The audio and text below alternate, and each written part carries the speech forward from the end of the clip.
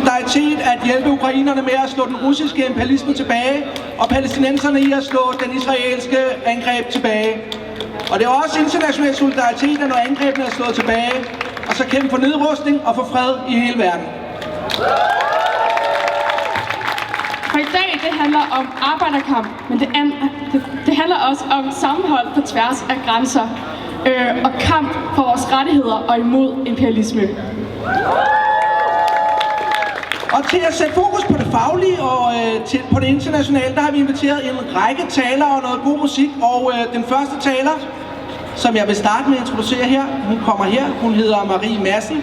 Hun er faglig organizer, og så sidder hun i forretningsudvalget for Rød Grøn Ungdom. Giv hende en kæmpe stor hånd, mine damer og herrer.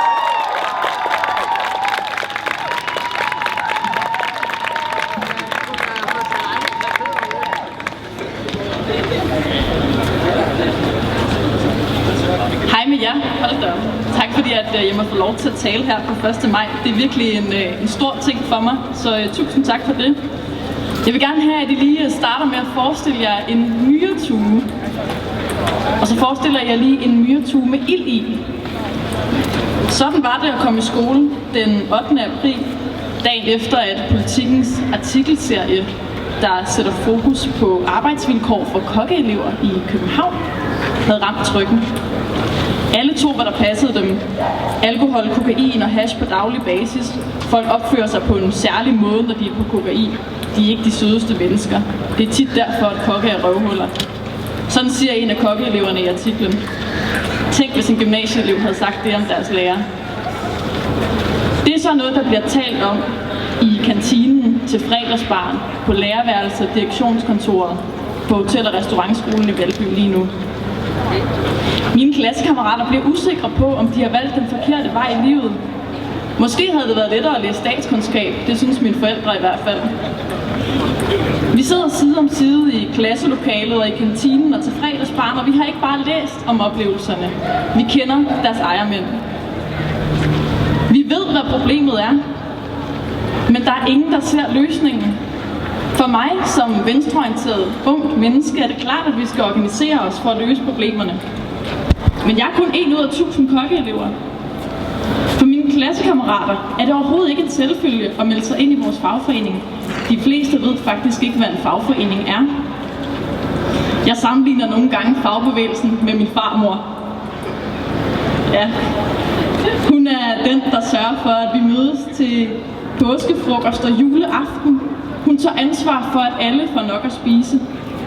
Hvis nogen opfører sig uretfærdigt, så siger min farmor fra. Hun kender os alle sammen og vores behov. Hos min farmor er der plads til alle.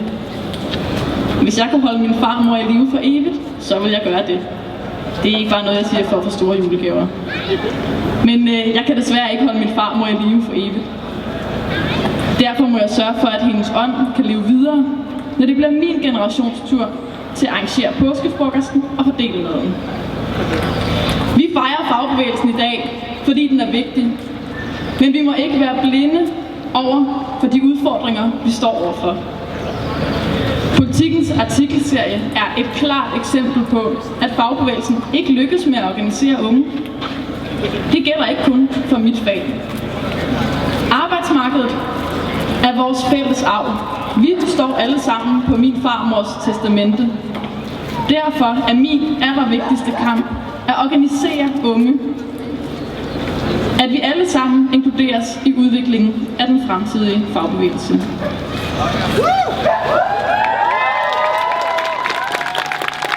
Vi fejrer i dag viljen til at organisere os og til at stå sammen. Så lad os gøre det. Alle skal med i kampen. Tak skal I have.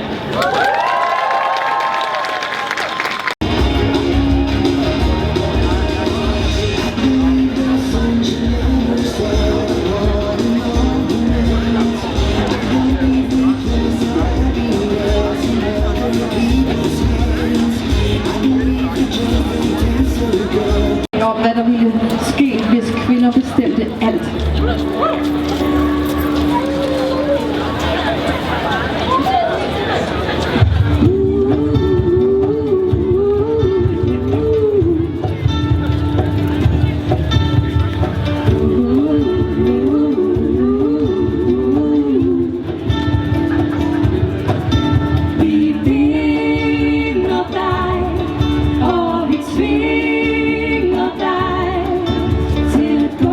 til psykolog og babyrytmik.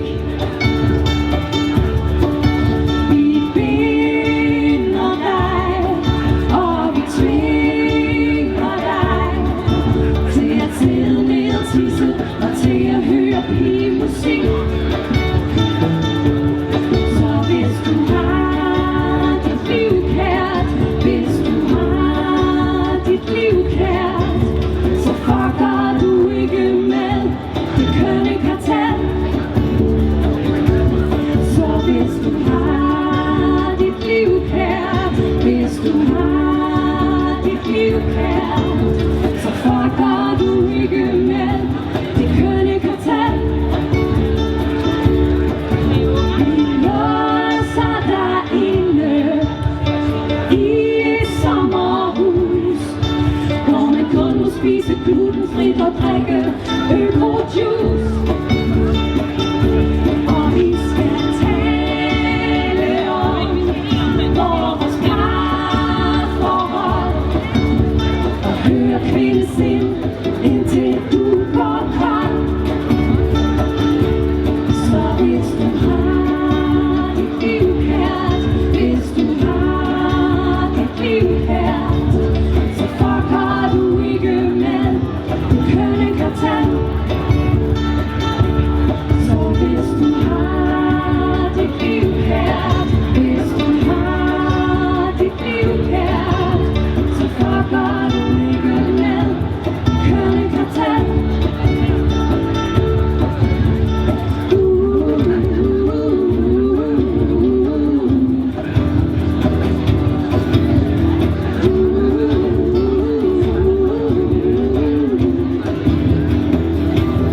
Så hvis du har dit liv kært, hvis du har dit liv kært, så fucker du ikke med det kønne kartel. Så hvis du har dit liv kært, hvis du har dit liv kært, så fucker du ikke med det kønne kartel. Så fucker du ikke med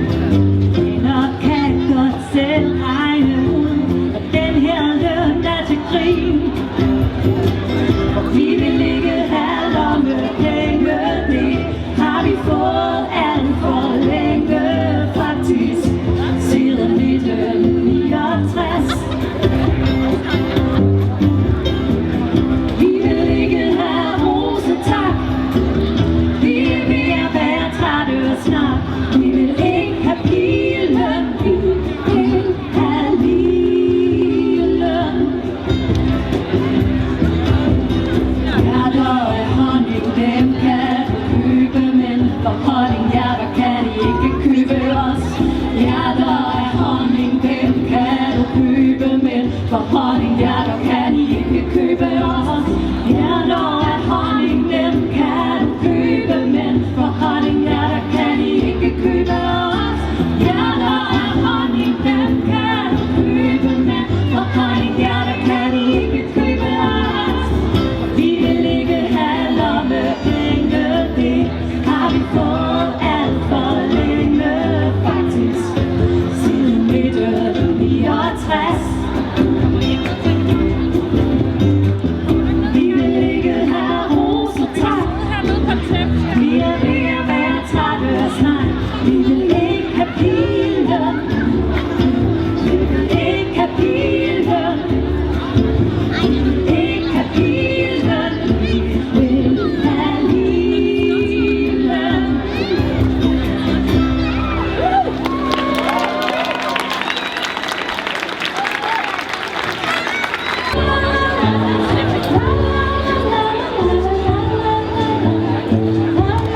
Du gik i skole, og der kom lærer i kjole. Det var Kirsten og Anne, der holdt dig på plads. Du skulle sidde og male, helt uden at tale. Flette og strikke, som en sød lille pige. Og nu har du gjort det så godt du kunne. Først i scenen med alle de kvinder på nakken af dig. Og nu har du gjort det så godt du kunne. Først i C-post og nu en toppost i EU. Det er blevet til mere end sådan en jævn karriere. Hvis du havde haft frit spil og fulgt din natur, kunne du være klogere, federe og sjovere. Kunne du have været en mere rigtig mand? For nu har du gjort det så godt du kunne. Først i C-post og nu en toppost i NATO og bestyrelsen i Novo og Lego og TV2 og til medalje Mary og Pingo. La la la la, la la la la, la la la la, la la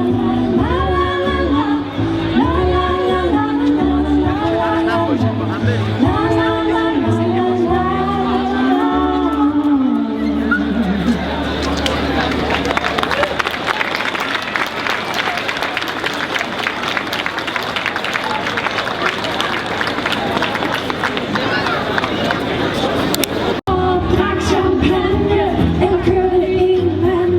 Latterlig kampagne, de gjorde i hvert fald ikke ret meget ud af. Det mine venner delte på Facebook den dag. De gjorde i hvert fald ikke ret meget ud af.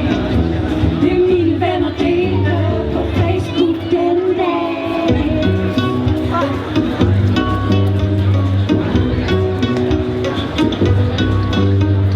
Hvor var feministerne, da bankerne krakkede?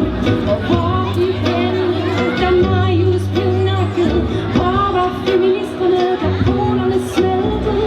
Hvor var de henne, da Twin Towers væltede? De gik nok rundt i en sur demonstration og var utilfredse og vrede på nogen. De gjorde i hvert fald ikke ret meget ud af det, der var på forsiden af BT den dag. De gjorde i hvert fald ikke ret meget ud af det, der var på forsiden af BT den dag.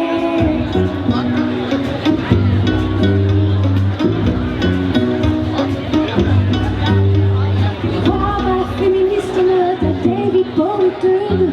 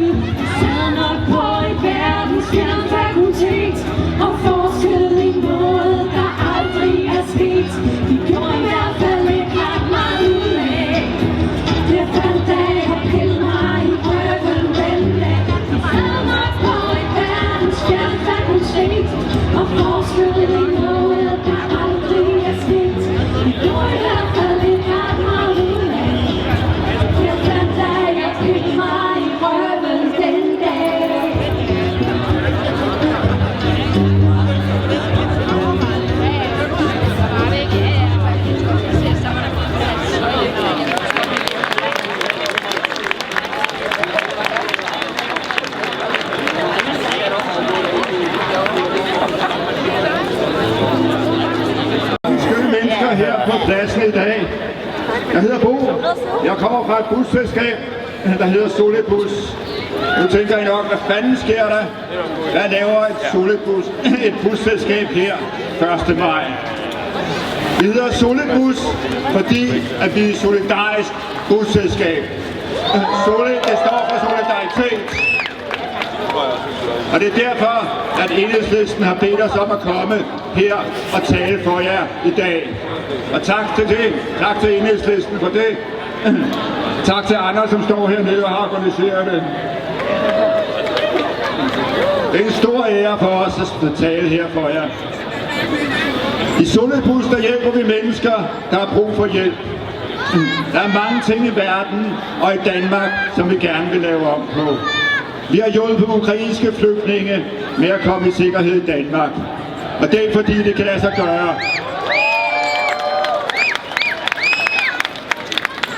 Men det er ikke kun i Ukraine, de har brug for hjælp. Der er mange andre steder, hvor det har brug for hjælp. Og hvis det var muligt, så ville vi også hjælpe flygtningene fra krigen i Syrien. Vi ville hjælpe flygtninge fra Palæstina, som blev udsat for israelsk terror. Vi ville hjælpe flygtninge fra Yemen, som blev udsat for Saudi-Arabisk terror. Vi ville hjælpe flygtninge fra Somalia, hvor der er hungersnød. Vi mener, at vi skal være solidariske med alle mennesker, der har brug for hjælp, og ikke kun dem i vores nærområde.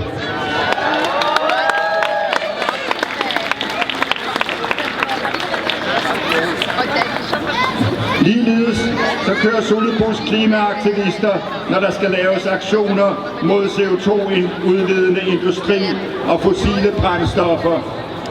Vi kører til Ende Gelände i Tyskland for at stoppe kulminerne. Vi sidder bag rattet, når vi kører til Hamburg, når der er G8-topmøde.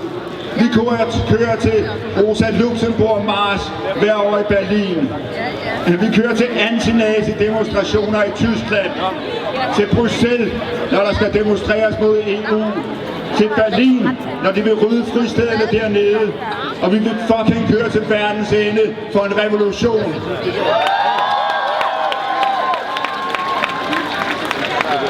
Det er ikke kun i udlandet, der er brug for solidaritet. Det er der også hjemme. Der er alt for mange mennesker, der har brug for en hjælpende hånd. Vi hjælper Trampolinhuset, når de arrangerer udflugter for asylsøgende børn, der er ulovligt interneret i Ellebæk-lejren. Det er også, når hjemløse forbisælgere skal have en pause fra det hårde liv på gaden. Når LGBT-asylansøgere skal have en weekend uden for lejren. Eller bare når et aktivitetscenter for ældre ikke har penge nok til en sommerudflugt.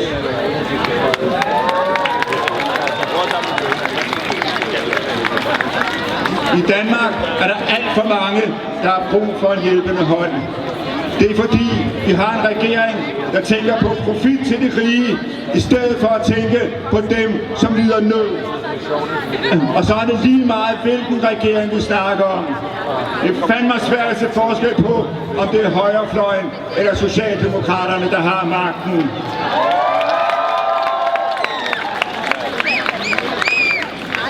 De tænker sgu alle sammen først og fremmest på at give til de rige og tage fra de fattige. Karl Marx sagde, at solidaritet er for de undertrykte. Dem, som ikke kan eller vil følge med i samfundets stigende krav om, at alt drejer sig om penge. Som ønsker noget andet end det mig først samfund, som vi har i dag. Og det er det, som vi kæmper for at lave om på. Det er derfor, vi står her i dag. Og det er ikke kun i dag, det er hver dag, der skal kæmpes for at lave tingene om. Og i morgen skal vi ikke bare sige, det nytter ikke. Vi skal kæmpe og slås hele tiden, hver dag, for et bedre samfund med mere solidaritet.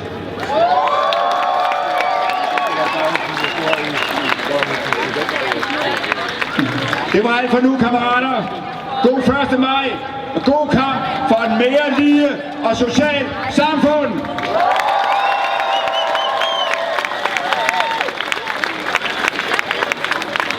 Yes, giv lige en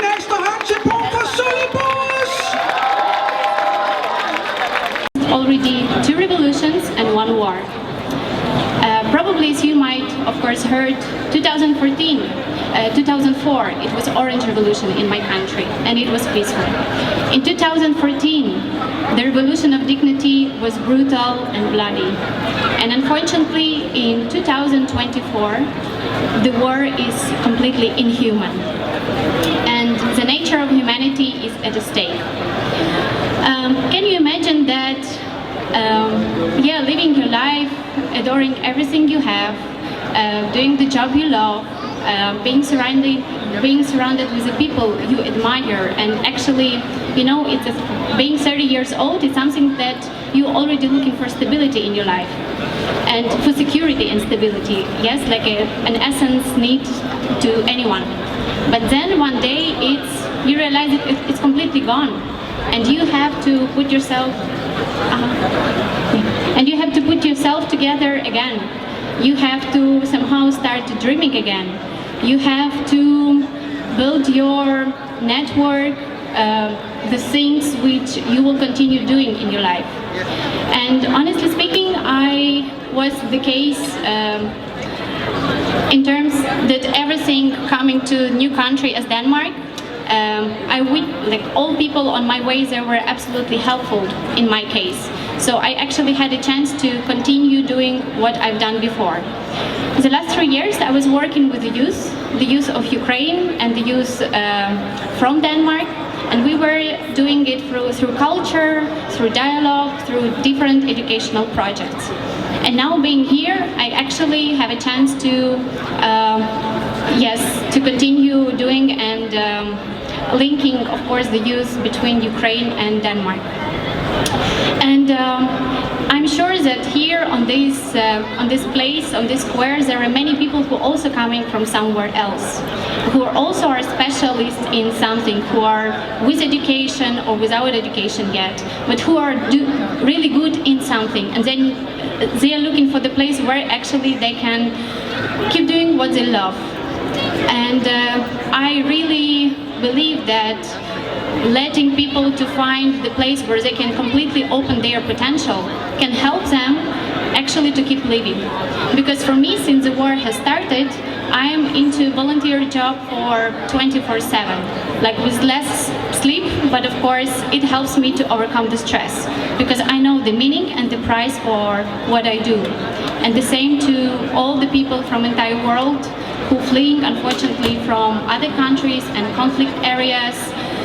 They do also deserve the place, safe place and security to keep doing and being who they are.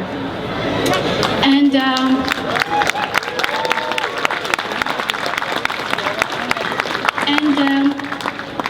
before coming here, I was actually thinking which 3 small calls to actions I can share, which I witnessed. And the first of them is, of course, I cannot ask you to be empathic. Of course, we can empathize, but we will never understand what people are actually witnessing when they're coming from the wars. But at least we can try, each of us, even if you've never. Of course, thanks God, didn't witness it, but at least we can try to look on the situation from the angle of historical background and to try to understand why things which are going on in the world actually take place. Because the history is brutal, and it's always coming back in circles, and unfortunately we do not learn how. But to me also, today, this morning, one more time, I realized the reason why it's going on. A friend of mine who is actually preparing to go to the front line, he was taking his haircut. And the master, in barber shop, he presented himself Michael, and he is from Aleppo, from Syria. And they had a talk, and a friend of mine, Sherry, he's saying, yeah, I know what you guys going through, because in my country, we knew that where is Putin, there is oil, and there is always evil. So it's something for us that we actually have to keep united to overcome and to bring more peace into the world.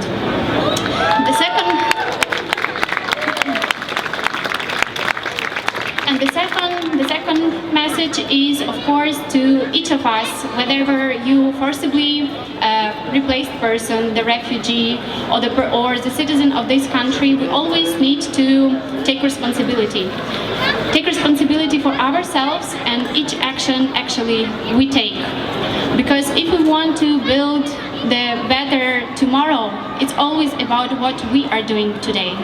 And me and the youth also nowadays in Ukraine, we always, since the beginning of war, we're asking ourselves whether have we done actually enough of what we can contribute, of course, for the peace to come.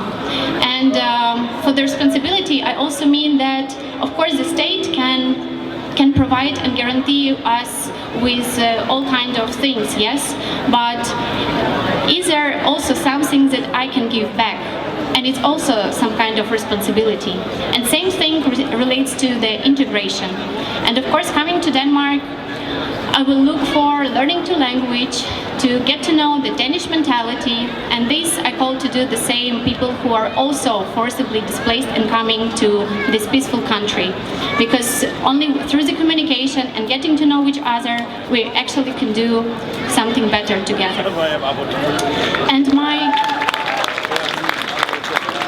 my third call for action to anyone is based on love, of course. And very often I have here a tattoo, and it's my name taken from the explanation I found it in Bible, and I tattooed it a year ago. It is mean in Old Greek language a stranger, and the meaning of the stranger was with a love. In the Bible specifically, it was with a love to the foreigner, with a love to unknown. And me, coming as a stranger also to your country, I will keep doing what I can with open heart and of course with love to whoever I meet. And of course I will expect to the people on my way to do the same with me. I didn't know that that it will symbolize and it will have a new meaning for me when the year has passed. But it's definitely something that I'm calling everyone to do anything what you can in all kind of possibilities and senses, but to do it with your free heart and will. Thank you.